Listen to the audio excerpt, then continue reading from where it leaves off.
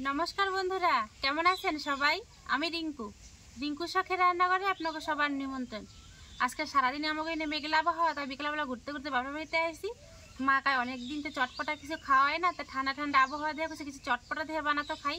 তাই হঠাৎ করে কইলে আর চটপটা কী দিয়ে বানাবো, তা ভাবলাম কি যাত্রার কাছে তো আলু আমাকে এখন অঢেলা রয়েছেই, তা আলু দিয়ে আজকে একটা মুখরোচক খাবার বানাবো, যেটা বানানো তো খুবই সহজ, তাড়াতাড়ি হয়েও যাবো, কাজে তো আমার বাড়ি ফিরতে হইব আর খাইতেও কিন্তু দারুণ স্বাদ। তাই চলেন ভিডিওটা দেখতে থাকেন, আসলে আপনাকে খুবই ভালো লাগবে।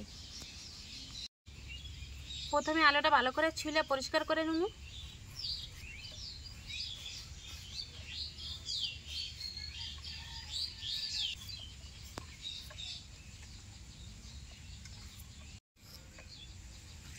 আলু তো ছুলে পরিষ্কার করে নিছি।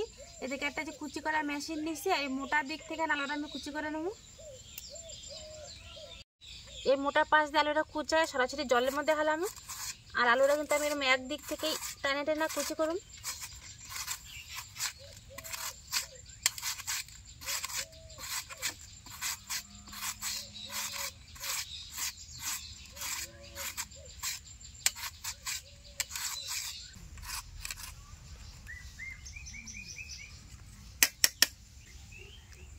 সবকটা আলু দিয়ে আমার কুচানো হয়ে গেছে, আর বেশ অনেকটাই কিন্তু আলুর কুচি হয়েছে। এবার বারবার জল পাল্টায় পাল্টে আলুগুলো পরিষ্কার করে দিয়ে নেবো, যেন আলুর এই কষটা না থাকে, পুরো পরিষ্কার জল বার করে লাইতে দেবো। আলু তো পরিষ্কার করে দিয়ে নিয়ে চলে আসছি। এবারে আলুর মধ্যে কিছু মশলা দিয়ে দেবো। প্রথমে দেবো কুচা ডাহা রসুন, স্বাদ অনুযায়ী কাঁচা লঙ্কা কুচি, এবার দেবো অল্প করে পেঁয়াজ কুচি, স্বাদ মতো নুন, পরিমাণ মতো হলুদ, অল্প করে জোয়ান,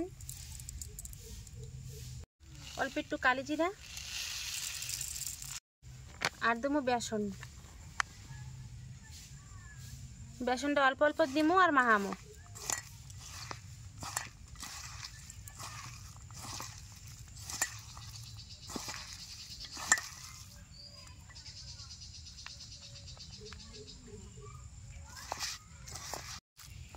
অল্প অল্প করে বেসন দিয়ে দেন আলুটা ভালো মতো মাহাই নিছি। খুব বেশি কিন্তু বেসন হয় না, এবার একটু কমও কিন্তু হয় নাই, যেন এ ধান একটা বড়ার মতো দিলে যেন গোল হয় সেমন মতো করে মাহাই নিছি। এবার উনান জ্বালায় কড়াই চাপাই দেবো। উনান জ্বালায় কড়াই চাপাই দিছি, কড়াইতে এখন তেল দিয়ে দেবো।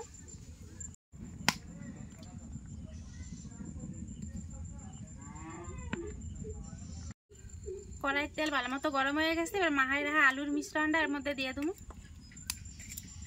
নিজেকে পছন্দের মতো আকারে দিয়ে দেবেন, আমি গোল গোল করে দিয়ে দিলাম।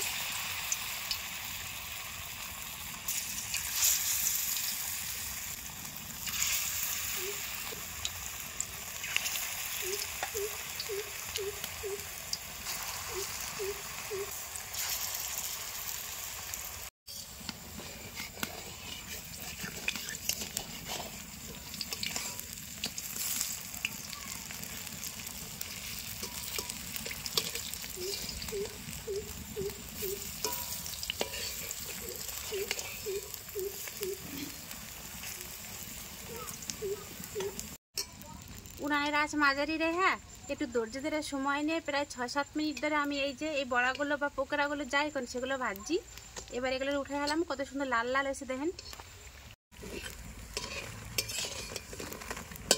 এগুলো আমি উঠে গেলাম, বেশ সুন্দর কিন্তু লাল লাল ভাজা হয়েছে। লাইটটা কমে গেছে দেখে তো বোঝা যাচ্ছে না। এই দেখেন কত সুন্দর হয়েছে। এরকম করে আমি বাকিগুলো ভাজে নেব।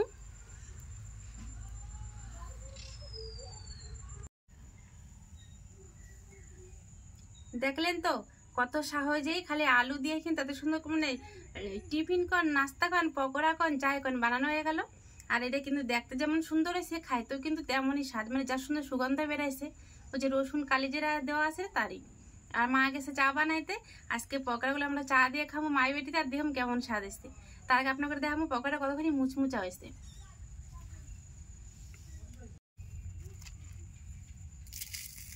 দেখছেন কত সুন্দর মুচমুচা, চারপাশে বাইরে হইব মুচমুচা আর ভিতরে হইব প্রচন্ড পরিমাণে নরম। এই দেখেন উপরে মুচমুচা আর ভিতরে কত সুন্দর নরম, আর কত সুন্দর সিদ্ধ হয়েছে ভিতরটাও। মা চা নিয়ে আসুক, তারপর চা দিয়ে খাই দেব কেমন আছে। বানায় নিয়ে চলে আসছে আদা দিয়ে লাল চা,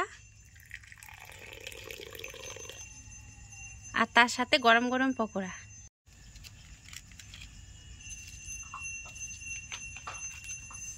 দেখেন তো লোভ লাগে নাকি, যদি এমন করে সাজায় কাউরে দেন তাহলে কেমন হয়।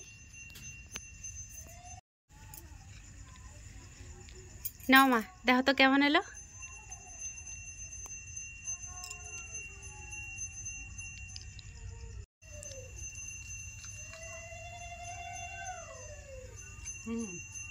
দারুণ স্বাদ হয়েছে। স্বাদ হয়েছে? সন্ধ্যাবেলা জল খাবার এরম যদি বড়া হয় আর চা সাথে, দারুণ টেস্ট হয়েছে। আপনারাও বাড়িতে বানিয়ে এরম ভাবে খাবেন বন্ধুরা।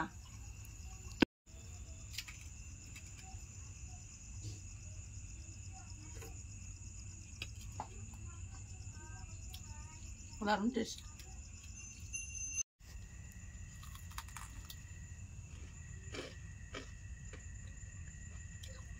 জোয়ানের কি সুন্দর গন্ধ উঠতেছে।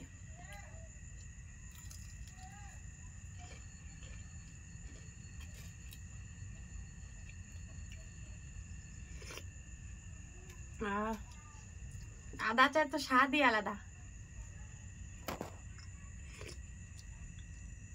চাটা বিশাল ভালো হয়েছে মা। ভালো হয়েছে।